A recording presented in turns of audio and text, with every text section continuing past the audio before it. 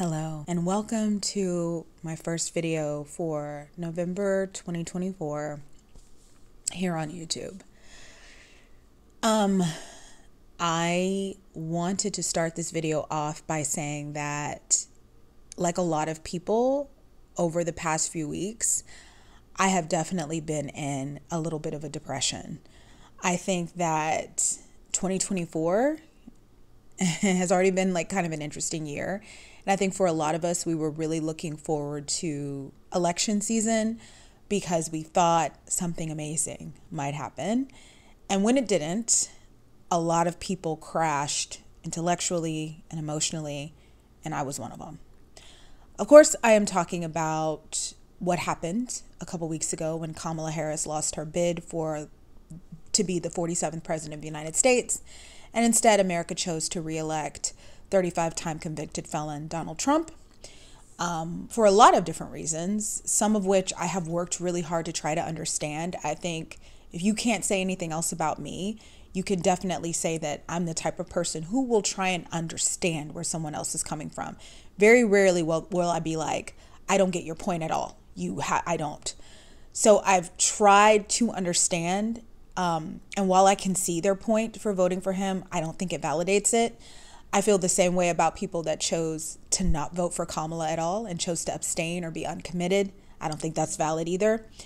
And for those of us who are kind of caught in the middle, for the 92%, I feel very bad for us because, like a lot of people have been saying on the internet since the election happened, and then the cabinet appointees have been assigned or announced, we didn't fuck around, and yet we still have to find out. In this video, I just want to go through and discuss my personal journey with this topic. I know I normally don't do like politics-centric topics on my channel, and I didn't do that in the past because I didn't know what I wanted my brand to be honest.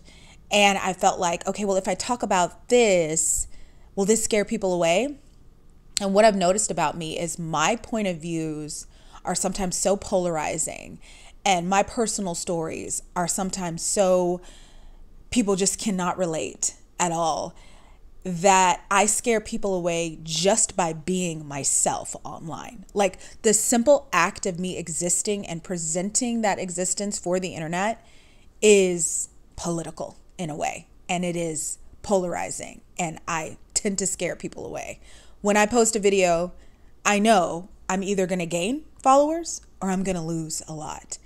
And for a while I was very protective of that, and I tried to only say things or post things that were going to increase my follower count. Try not to come across too scary, Stephanie. But I'm a 40-year-old Black woman in America. I'm going to scare the shit out of somebody just by existing. So it is what it is. Like a lot of people, well, at least the 92% of Black women and the 80% of Black men that voted for Kamala Harris, I was really looking forward to, oh no, my bangs. I was really looking forward to and hoped that she would be able to have a victory despite not being able to complete a full primary and be voted officially as a Democratic candidate, et cetera, et cetera. I actually thought that that was a benefit for her because I didn't think that it was kind of one of those things where, like, if you had the opportunity to make more choices, you might have made the wrong one. So I feel like out of the candidates that people were, floating around, Kamala was the best one. And I say that with a lot of trepidation. And the trepidation comes from the fact that even though she was very qualified and she had served almost in every branch of government, and I loved, and this took some growth from me, but I loved her energy. I didn't initially like it at all. I'm not a laughy person for no reason. In fact, one of the reasons why I loved visiting New York a couple years ago is because I finally felt like my resting bitch face had a soft place to land. I was like, I can walk down the street here without cracking a single smile, and nobody is like, hey girl, what you so mad for? I'm allowed to just let my my inner curmudgeon just come out. You know, of course, when I talk to people, I'm very friendly, but I can just be, I don't know, like, I like it, you know. I tend to look down on women who are always happy and smiling and laughing all the time. It's like, what the hell you laughing at, girl? I tend to look down on people that go through something and instead of being like, yeah, the shit sucked, they're like, oh, well, it wasn't that bad. We actually had a really good time. And I tend to want to push those people over. But I'm also grateful for those people because I feel like we balance each other out. While you're over there being a little hummingbird, I'm a curmudgeon. And I feel like both energies are needed to really properly assess what's going on in the situation. And I felt Kamala was a hummingbird.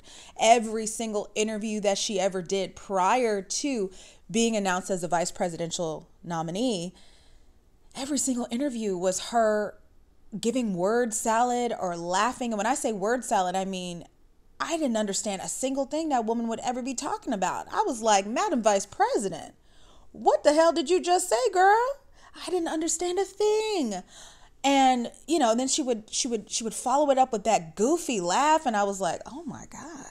And I really saw Kamala as a vice president that could exist under Joe Biden because I felt like Joe Biden himself wasn't even a serious president. Like, I felt like that whole administration was the country's attempt at bringing back a level of peace and civility after the Trump years brought us so much racism, so much hate, so many different, I mean, think about the last time you heard about an alt-right white supremacist group attacking or marching through a city with their torches lit, demanding to be taken seriously.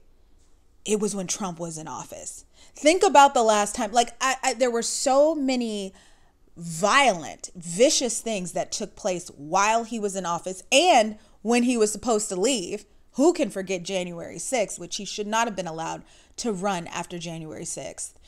I think the country just wanted peace again. We wanted a president we didn't have to worry about.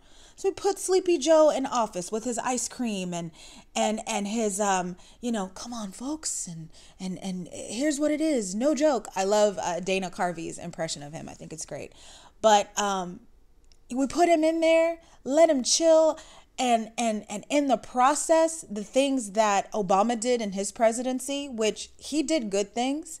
If you're going to sit up here and just say, oh, he was a war criminal, he didn't do, all I got to say is Affordable Care Act, gay marriage, DACA, like there were so many things that Obama pushed through and championed and got passed when he was in office, that when people say, oh, he was just a lame duck war criminal, whatever, I'm like, what? Were you not here? Hello? Also, just the intelligence level, the fact that like science was respected and learning was respected when he was in the office. Both him and his wife were Ivy League educated lawyers. Like the regalness. To me, the Obama years are America's real Camelot. I know we had JFK and Jackie, and you know, they were there for a little while and then JFK was assassinated. But I feel like we got 8 beautiful years under Obama and the country did so much and we advanced so much. And I feel like we paid for that advancement when people went and plucked Trump. Let's drain the swamp. Let's hit the libs where it hurts. I didn't feel represented in all that shit he was doing. I don't like Obamacare. I like the Affordable Care Act. The amount of people that came out and said they don't want Obamacare, but they want the Affordable Care Act without realizing it was the same thing just blew my mind. But anyway, I feel like Biden and Harris were a great remedy to a really violent and terrible and disgusting 4 years that the country went through. And I feel like Sleepy Joe and cackling Kamala were a great salve for a country that had been used to waking up every day with a new fresh hell. Trump is having sleepovers at Putin's house. Trump is in North Korea holding hands with Kim Jong-un. Trump is, I mean, it was crazy. And while I wasn't like, yes, President Biden is extremely effective. I mean, the man was deteriorating every day that went by. I was still grateful for his presence. I was grateful for the quiet and the peace of a Democratic-led government.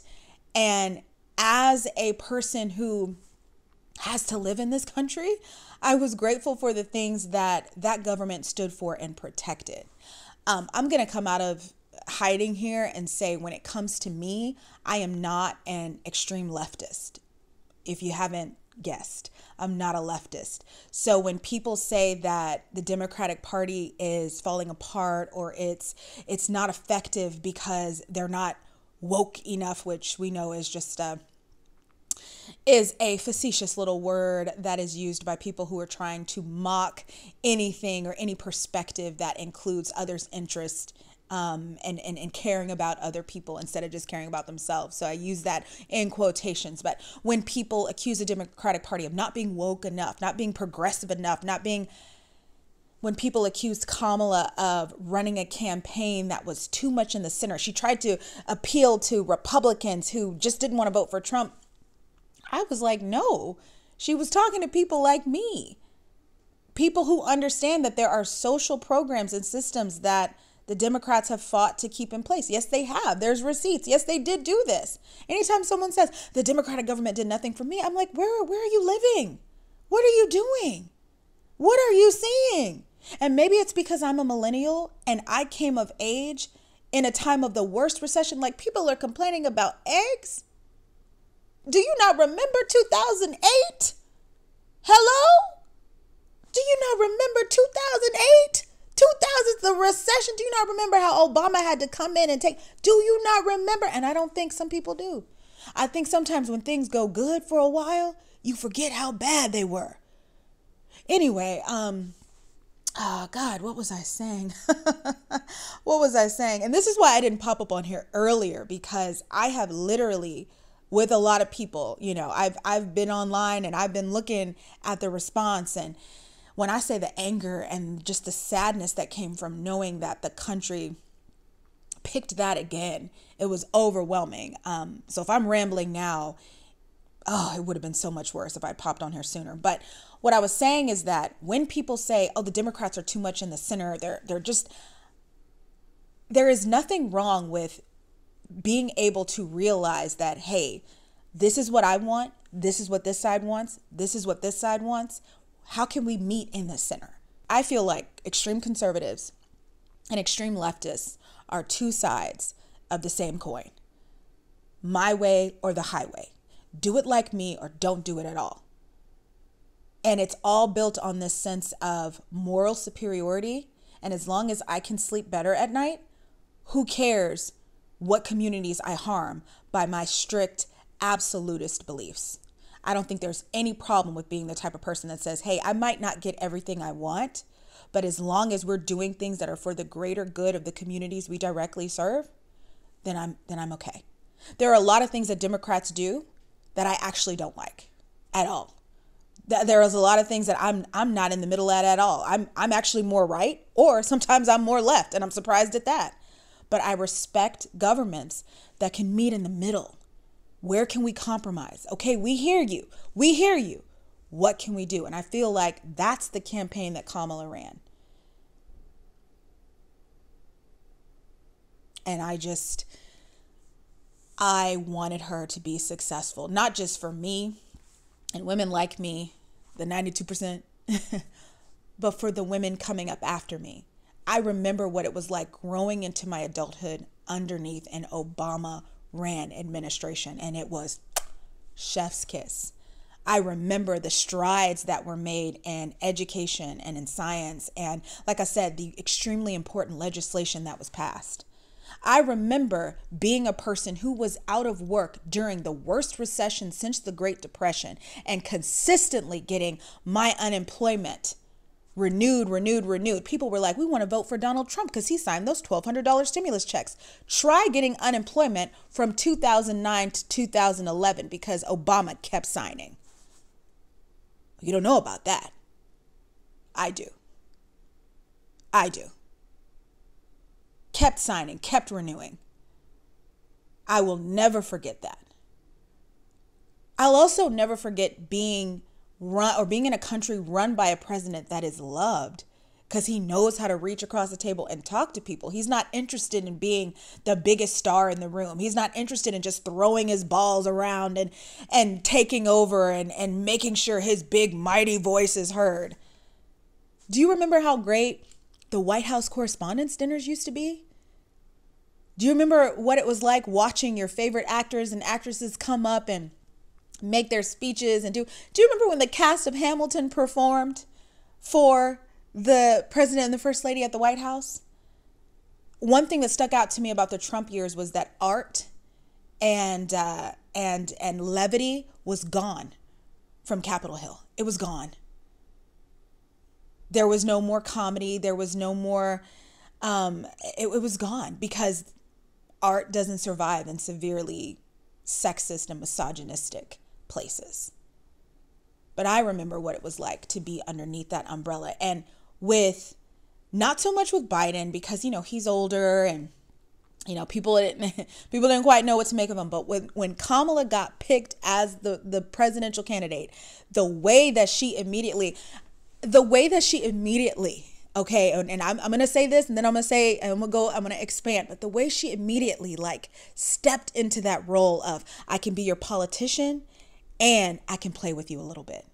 We had presidents that went back on SNL.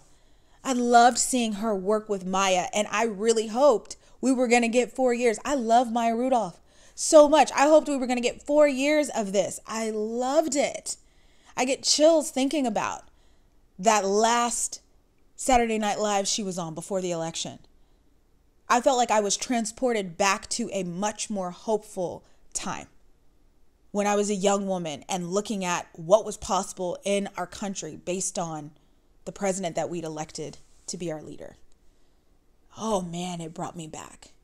And I was so excited to stay there for at least 4 years, hopefully 8. But I want to talk about for a second Kamala's switch. So again, like I said, I didn't really like her as the vice president. I'll be honest. When I first found out she was going to be the Democratic nominee, I was as limp and as confused as these bangs on this wig. Okay? I was scared and I was nervous. And then it was like she changed. All of a sudden, she was doing interviews and Kamala was making sense. She was getting from the beginning to the end, from the rooter to the tutor, making sense. I was like, who's this? Then people started pulling up her old speeches, they started really digging into her record because there was a lot of false and fake and misinformation out there about how she sent all these black men to jail. She did this wrong. She did this. So people started digging into her records and they found out a lot of it, that's not true. That's opposite of what she did. And here are the good things she did. And it's more good than her opponent has ever done in his life. So not only were we starting to see her as a dedicated public servant and a competent public speaker, but like I said, here was a personality, a diplomatic, intelligent, fun personality. The president could be fun again, classy, interesting. And then she brought on her vice president, Tim Walz. As a former public school teacher, I was excited for Coach Walz in the White House. I was so excited for Christmas with the Walzes. I was so excited for the kids, Hope and Gus. I was excited for what that presidency would look like. I was excited and I needed this. We needed this. And, a lot of people said, well, this is Joe Biden's fault. He was supposed to only be a transitional president and he still decided to run and it put everybody in a bad position. This is the Democratic Party's fault. Why were you not? I immediately, when Joe Biden got elected or when he was the choice between Biden and Trump, I was with Bo Burnham, right? How was the best case scenario? Joe Biden. That was how I was feeling. You got 2 80-year-olds? What's going on? What is going on? Why y'all ain't do your research? And I think it's because the Democratic Party is heavily splintered. You do have far left progressives. You do have people that are more right from center. You have people that are right in the middle. But I was like, we need, after the Trump presidency, and a lot of people said Trump got elected because people were tired of all of the advancements made during the Obama presidency and they felt left behind and ignored. And so Trump got elected because of that. I was like, okay, here's what we need to do. We need ourselves a good, moderate, white man. He's got to be mid-50s, early 60s. He's got to have a family that makes sense, because we have to, it's all about optics. We have to sell this to people. We have to sell it. At the end of the day, it doesn't come down to who's more qualified. It's who gets the butts in the seats, who gets the butts to the polls. One thing that should absolutely be studied is how much people just love Trump. That is something I wanted to look at a couple years ago. And of course, I got into his birth chart and I took a look. And while I won't go into astrology too much, because I feel like astrologers really stuck their foot in their mouths and made everybody who's ever learned their sun sign look like a fool with this election, talking about some Kamala's going to win because her transits are, no, Trump's going to win because no, shut up. Shut up. That really pissed me off. But I did look at Trump's birth chart, and just a comment here. He has cult leader vibes. He has a stellium in his 11th house, which is your house of community and friendship.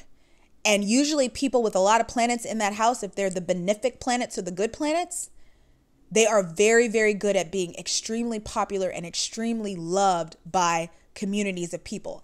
They could lead a cult.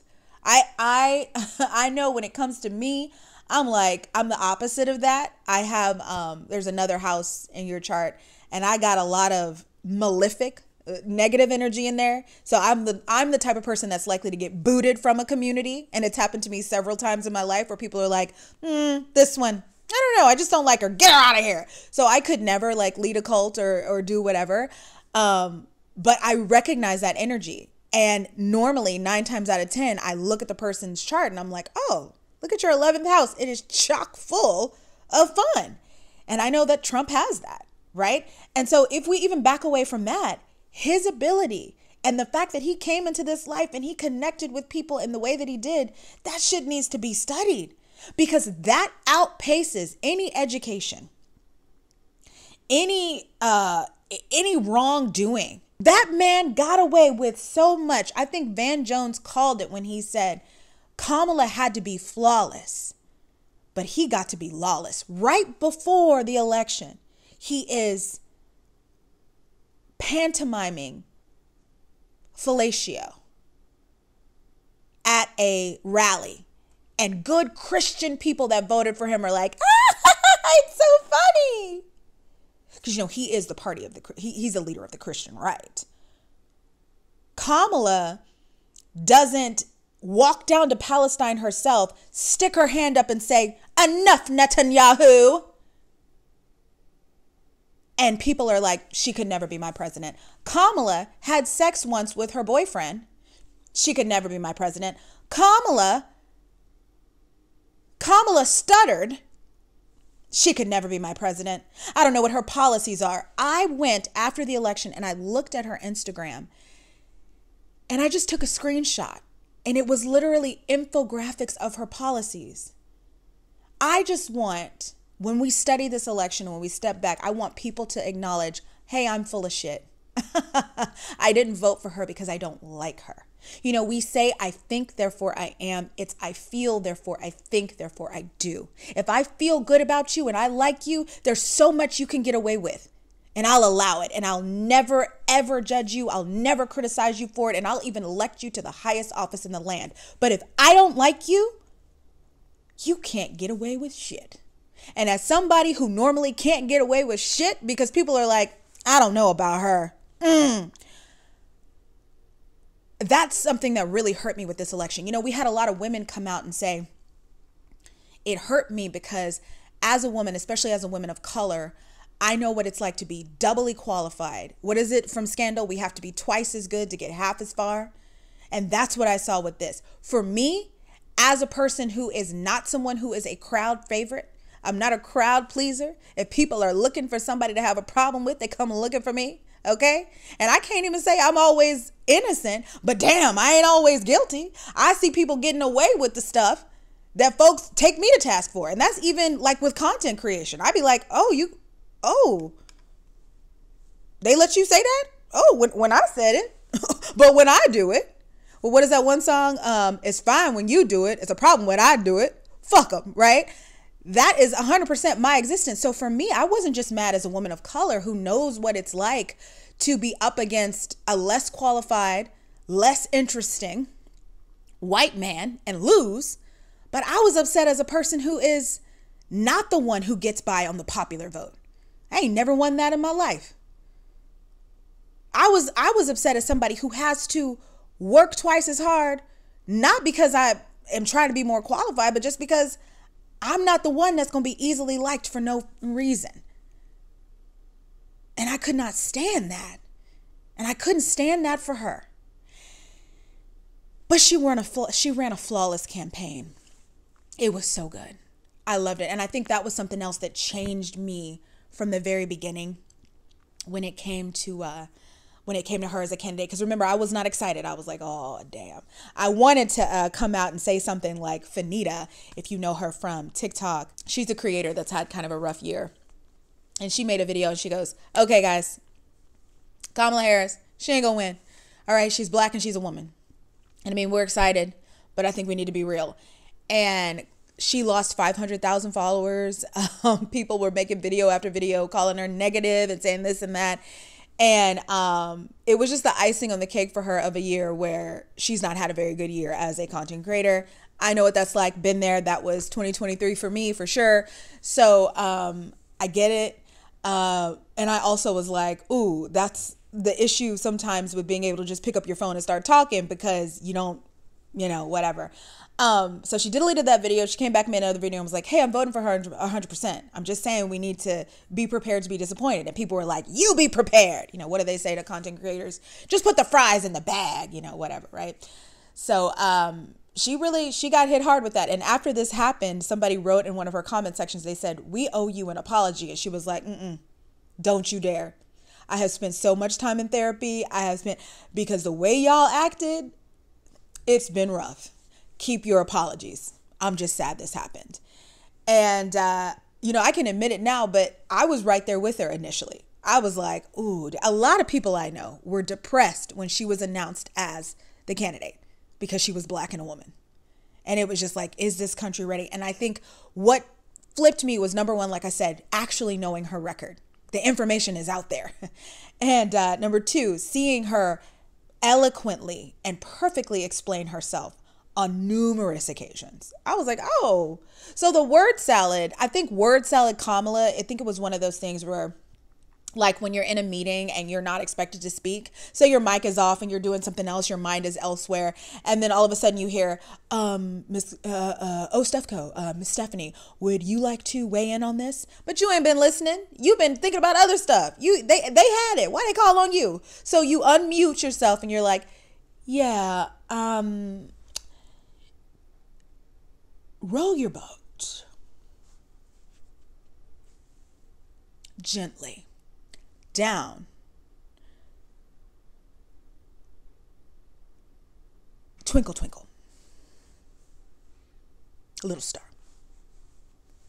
Mute. It's just one of those things where if you haven't been asked to use a certain part of your brain, then when it's accessed again, you might not sound as clear as you can. But when you're more prepared, there you go.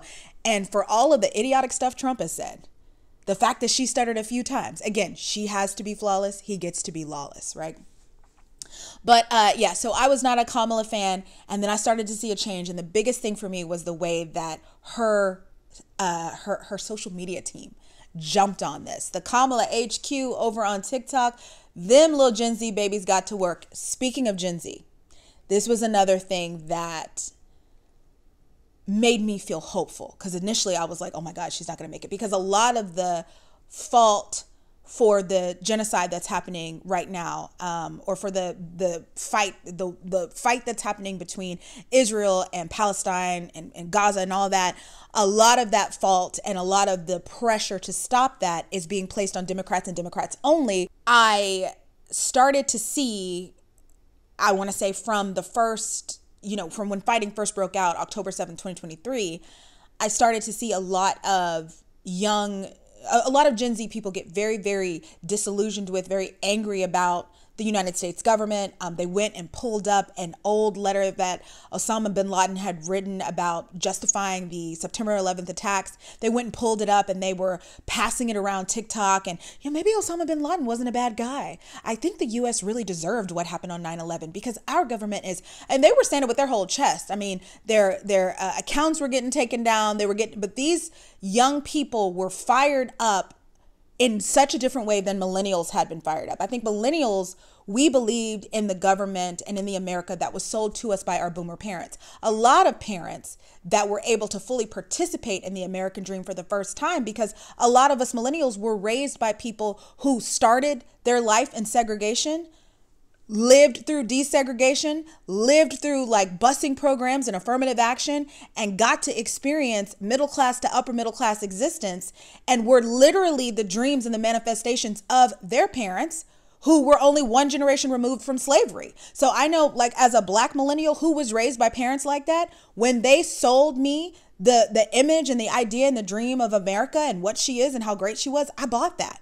But Gen Z didn't grow up in that. A lot of their parents are Gen X. So they came around when the country's already desegregated. They came around already knowing a lot of these things and deciding, hey, this isn't enough. They've also witnessed letdown after letdown after letdown from their country. So they have, I feel like, a different relationship to the government and just a different generation in general.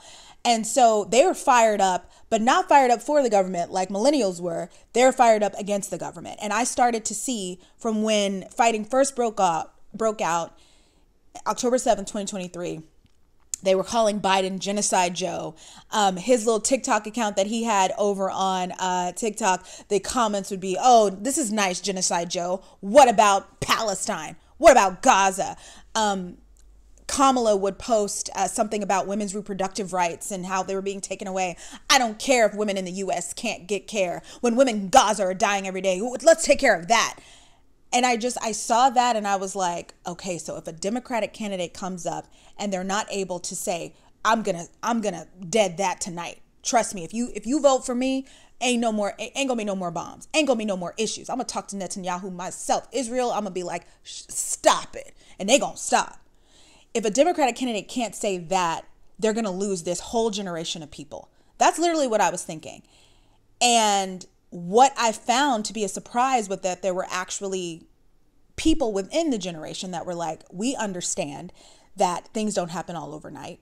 We understand that with this vote, what we need to be doing is focusing on harm reduction because this is a vote for our democracy as a nation. We understand that we cannot help any other country if we cannot help ourselves. We understand, like, a lot of the Gen Z people were so young when Trump was initially in office that they weren't even really paying attention. Some people hadn't even heard the whole grab him by the pussy tape. They didn't even know how corrupt this man really was. They weren't paying attention. So a lot of them, I feel like, when things changed, when Joe was taken out of and Kamala was put in, they decided to put down some of their more extreme all or nothing views when it came to international warfare. And they said, we're going to do what we can to help this woman get elected because we understand we need to save our country before we can save anyone else. And also, I do want to say she was open to and spoke about bringing about a peaceful resolution.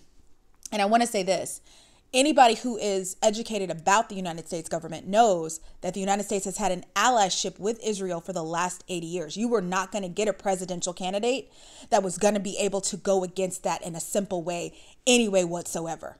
So it was just real bad luck that we had a presidential election during this time, because for a lot of people, that was that's what they needed. They needed to know that their candidate understood and could pass legislation to stop whatever was going on in with Israel and Palestine. And that was going to be a long, arduous process because on the Republican side of things, they're not worried about Palestine at all. And that's what a lot of people are finding out. A lot of people are finding out that when we said this was a vote for harm reduction, when we said if you want people to pay attention, we meant it. I thought it was hilarious the way that, especially you had, forget Gen Z, you had groups of Arabs and Muslims and Dearborn, Massachusetts or Michigan or whatever, for the first time choosing not to vote for the Democratic candidate because we don't believe she'll do anything for Palestine, only to vote for Trump and for him to appoint Mike Huckabee, Marco Rubio. They don't care about no Palestine. What did they say? They're going to blow it up and make it a parking lot and build a Trump Tower over there. Like, they don't care at all. And it was just hilarious how people were getting up and being like, President Biden, please do something. Stand up, please. Oh no, what have we done? Anyway, one of the things that did make me excited was seeing Gen Z make that switch. And because it reminded me of, I was like, I can get on board with that. I can't get on board with the extreme, like, if you don't do this, if you don't stop this, we don't care about nothing. But I can get on board with people who understand this is happening and this is evil. And we need to talk about this and have open conversations. But at the same time, we need to save ourselves. Our country deserves to be saved too. And so I'm going to do what I can. I loved the little Hamilton. If you were on TikTok, you saw how they applied Hamilton to what was going on with this election. What was it? At the end of the day, Jefferson has beliefs. Burr has none. And Jefferson was Kamala and Burr was Trump. I loved how Kamala's social media got in there, and what was she, Brat, right? And so they had her with all the edits, and I just thought it was so slick and so well done and connected so well with that community. And I think in any other year, any other election cycle, it would have been enough. I really think it is just it's like a perfect storm of terrible things that what is going on in Palestine with what is going on with Israel and Palestine restarted and reignited the way that it did so close to our election, because it caused a crucial part of the Democratic base to say, I can't align with you because I don't align with government anymore. And to not even vote. And then it gave the extreme conservative, the extreme Christian nationalists, all right, it gave them the ignition to say, who cares? We don't care about them anyway. We're all in this together, right? And it was just anyway, I don't know a lot about that. I've tried to educate myself as much as I can, but like a lot of Black women, I'm left feeling abandoned and orphaned by people who claim to care about others and care about communities, because I'm the least protected and the least looked out for group in the United States. And this election proved that. we were really standing by ourselves, standing tall by ourselves. 92% of us did what we were supposed to do to try and conserve this country as we know it. And it wasn't enough. And, I've seen people make various statements about that. And, I'm not going to get into those statements, but I just know I too felt orphaned, left behind. Like, who cares about you? I'm currently very scared for my 40s. I feel blessed that I can't get pregnant. I feel very sorry for young women. One of the things I saw that alarmed me were how many young women were like, I'm doing the 4B movement now. I've scheduled my hysterectomy, and I'll tell you why. Not because I don't think you should have body autonomy, because number one, it is horrifying if you live in a red state like I do to think about what would happen if you did get pregnant and there was a problem with the pregnancy and you had a spontaneous abortion, miscarriage, that's what it is. Or you had to have a medically induced, like something was wrong, the fetus was not viable, and you were here in a red state. Women have died because they're not able to get care, because that's what's going on. And, because of the almost total abortion ban, women can't even get care. And so it's very scary to be a woman in your childbearing years. And I can't imagine being a woman who has a husband who is willing to be a good father, who has all the resources in the world. You guys have a house, you got your education, and any other time you could try. But now we live in a place where if your body can't do it if you miscarry, whatever, you might die. You might die trying to create life. It's crazy. And I really think that the medical community should come together and change that terminology, since that's what really trips up the Christian right, that word abortion. Yo, call it spontaneous loss so people can still get care. Like, take that word out. Adjust to these fools, because women are dying. But anyway, so I definitely think, like, your body, your choice, do what you need to do. But a hysterectomy is a major surgery. And I saw women as young as like 21, 22. I have my hysterectomy scheduled. Girl, you're just a baby. That is your body. Like, as a woman in your reproductive years, like, unless you're going through something, you need it to function properly. Your uterus does a lot more than just hold a baby. And the fact that people thought they needed to mutilate themselves because of what was happening, I was like, oh God, this is terrible. And then you have the 4B movement, which comes from a movement out of South Korea. I've heard some people say it's not a great movement because it's inherently transphobic. I've heard a lot of things about it. My issue with the 4B movement is, first of all, let me just say this. I don't ever have to announce I'm not doing nothing with men, because men ain't doing nothing with me.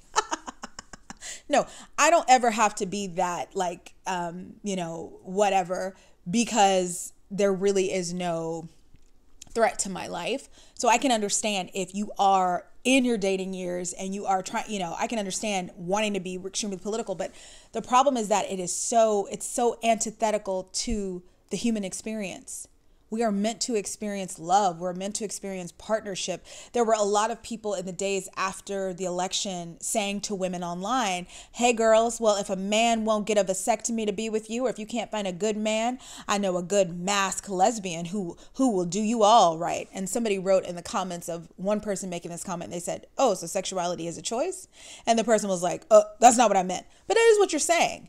What I feel from the 4B movement is it pressures young heterosexual women who still have a right to explore their sexuality and to find good partners and to even become moms if they want to. It pressures them to feel like they're letting their country down and every woman in their country down if they ignore that part of themselves. If you want to do that, that's fine. But I find it to be extremely,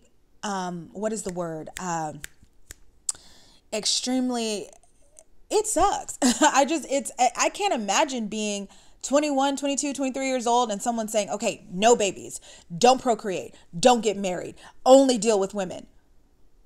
What if I like men? What if I want to be around them? And on that note, what I think is a better solution, again, someone like me announcing I'm part of the 4B movement.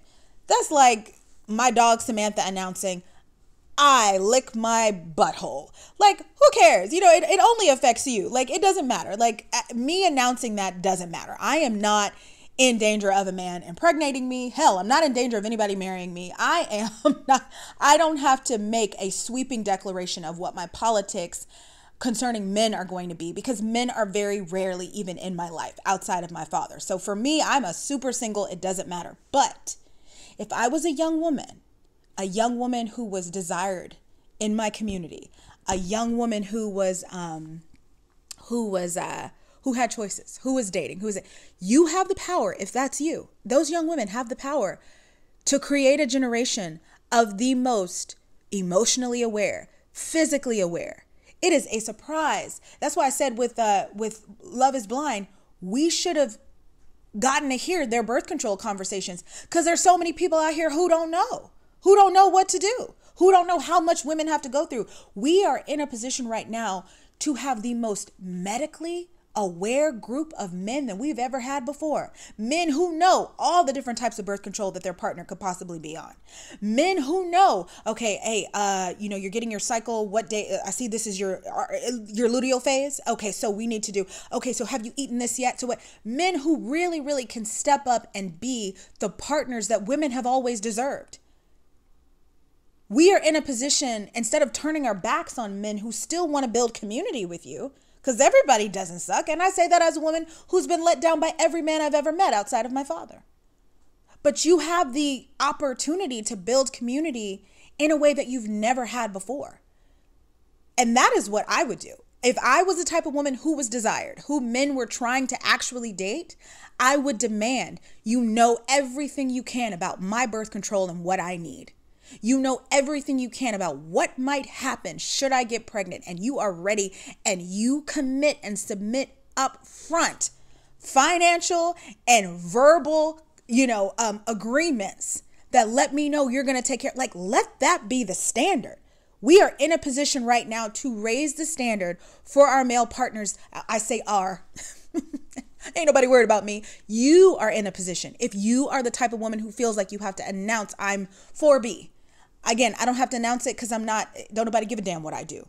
But if I was dating and people gave a damn, oh, them standards getting raised, baby. And somebody pointed this out on Threads. They said, hey, if you're still a woman who still wants to have kids and you still want to have a partner, what kind of partner are you looking for?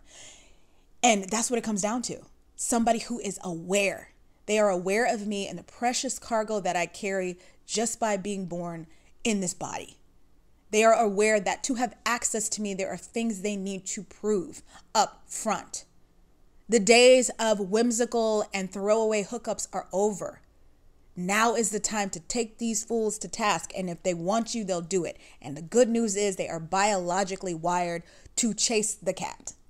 So you have the right now to raise that standard. And if they don't want to do it, leave them behind. But there's going to be people out there that do it. We have the opportunity right now to raise the best generation of men that the world has ever seen.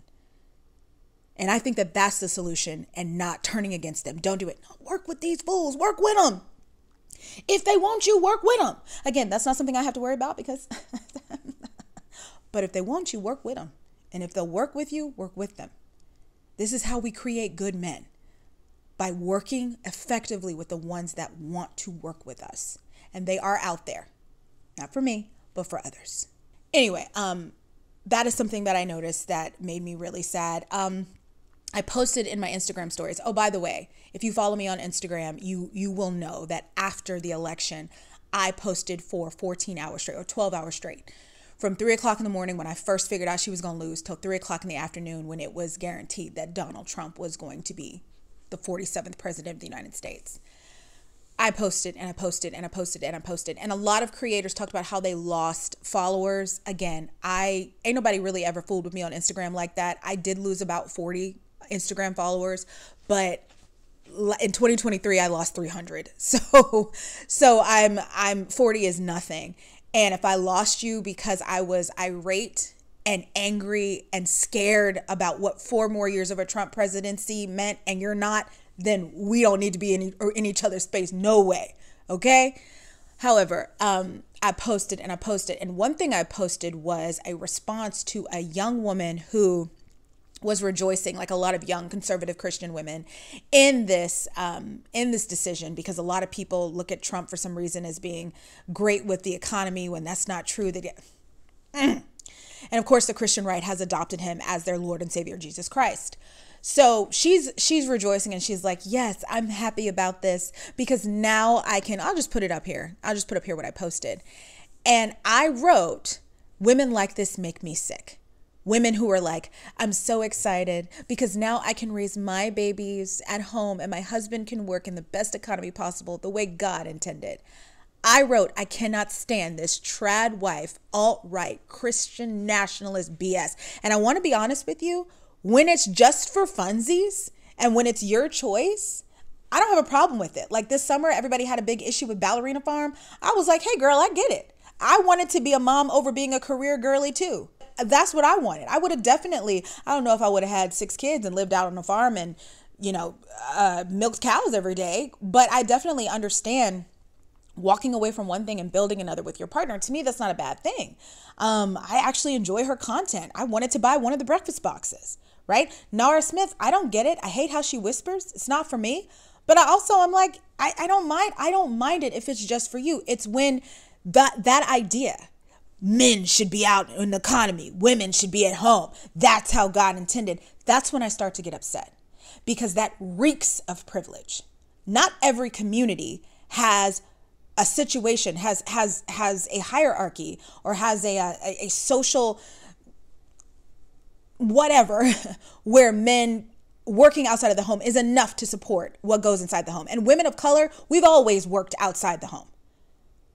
Only in white communities have women had the privilege over time. Not always been able to do it, but the privilege has been more readily available to them and more expected of them to stay at home and raise the kids while their men go out to work. Baby, it's not what God intended. It's what white supremacy intended, you idiot. So I posted that and I was very upset. And somebody wrote me a DM. And, I was not in the mood to read dissenting or opposite opinions at that time. But somebody wrote me a DM and they said, oh my God, she's happily married. Stop with the jealousy, respectfully. And I'm going to be honest with y'all. My response to this person was not kind. And I actually had to go in and delete because I was like, they could report me for verbal harassment if I post this. And I just said, I don't understand how you, and the thing is they think it's jealousy because people think they know me, right? Obviously, like, I'm a super single. Like I said, I will never be in a situation to be a stay-at-home anything. Well, I mean, I kind of stay at home with this, but pretty soon I'll have my black ass back out there working again. But anyway, I'll never be in a situation to say my husband takes care of it, and that's what. And so I can see somebody saying, and since I started doing content, people have said, well, you're just jealous of women. Well, you can't make an observation about anything without somebody saying you're jealous. But that was not the day to hit me with that same tired criticism of my takes. That was not the day. That was not the day. It is not jealousy to recognize the way that some people are allowed to be ignorant of other people's suffering and circumstances because they're comfortable, because they have the privilege to say, well, my husband's going to do, girl. Now is not the time for that post. And now is not the time for you to slide in my DMs and be like, stop with the jealousy, respectfully.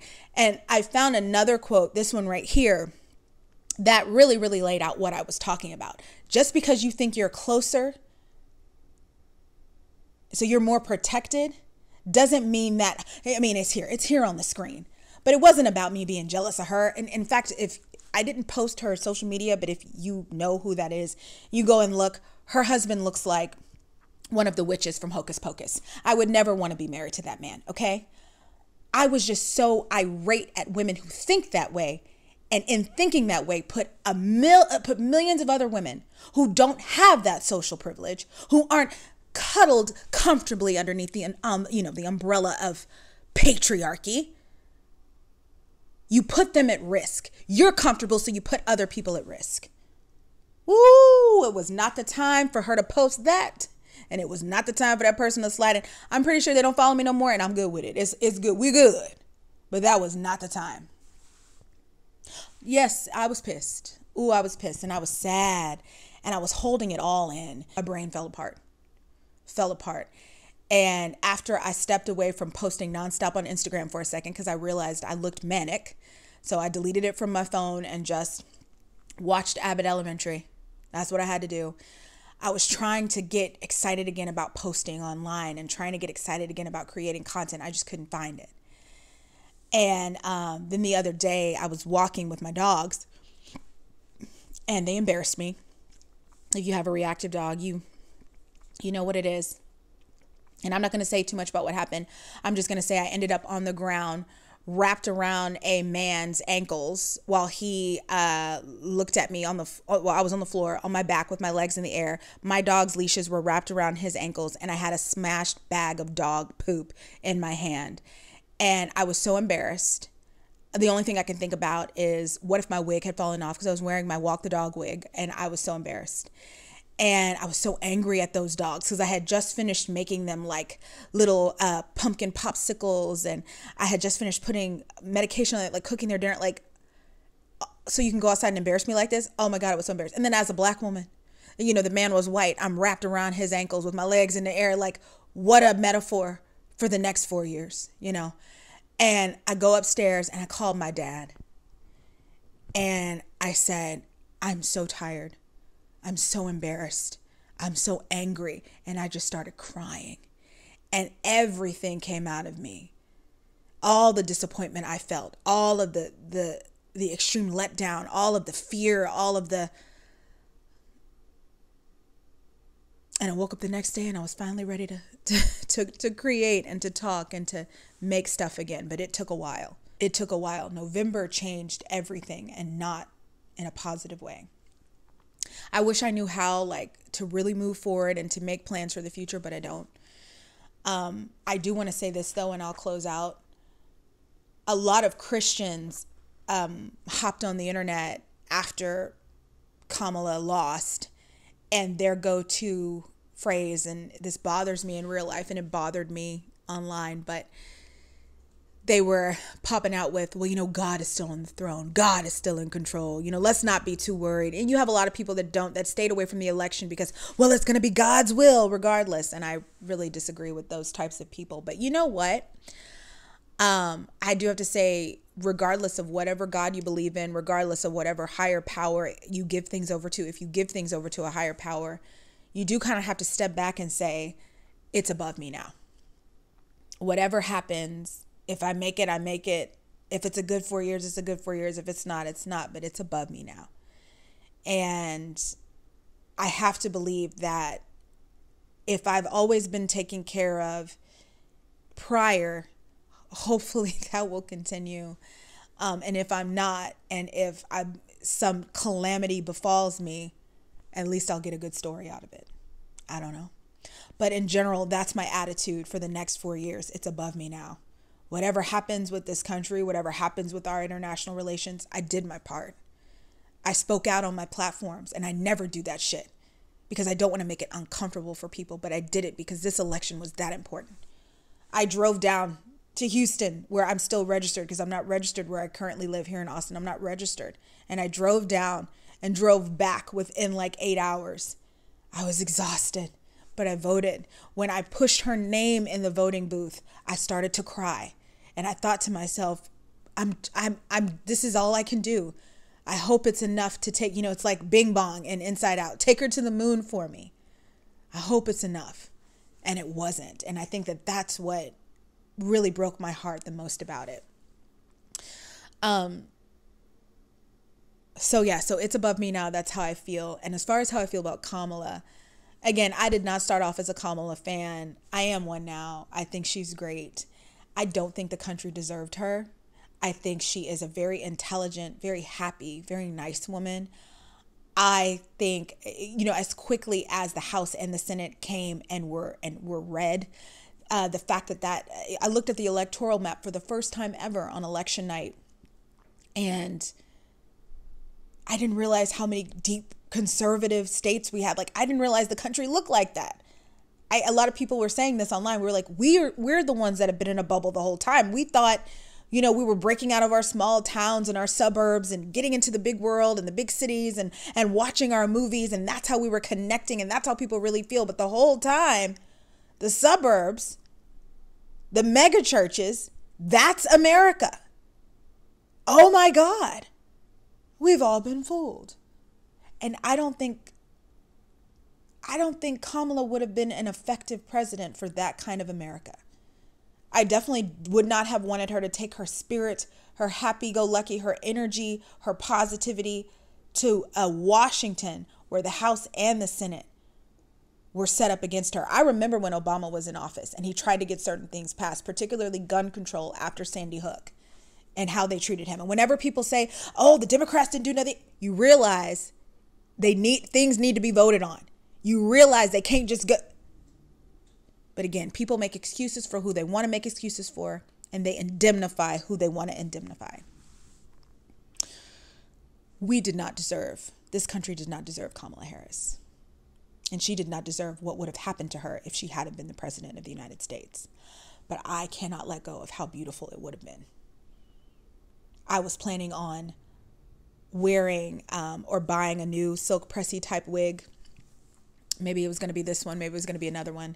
And posting a lot of videos of me laughing at nothing to celebrate Madam Big Sister General. I am not a sorority girly. Okay. I did not want to pledge when I was in college or after college or anything. But I wanted me a pink and green sweater. And I know AKAs get mad at that. So I wasn't going to wear it out the house. I was going to wear it to the Wicked premiere, but I was going to buy it. I had it in my basket for the announcement. And I was really excited. But it's not what happened. And now we're on this timeline instead. And we will do the best we can with it because it is above us now. If you're somebody who voted for Donald Trump, I hope you get the president and the next 4 years that you hope for. I hope the prices on eggs go to 7 cents, maybe free. Maybe they'll just give away free eggs. I hope if you get pregnant or someone you love gets pregnant, I hope that they are. And I will say, when it comes to women's rights and abortion, he made it. He's not as extreme, but that man ain't no Christian. That man don't care about nothing but being popular. So whatever. I just hope if you voted in a Republican president, a Republican House, and a Republican Senate, that you have the next 4 years that you desire. Anyway, I wanted to talk about that. And so now I have, if you have any opinions about the election, I'm sure you'll feel free to share them in the comments box below. And as always, thank you for watching.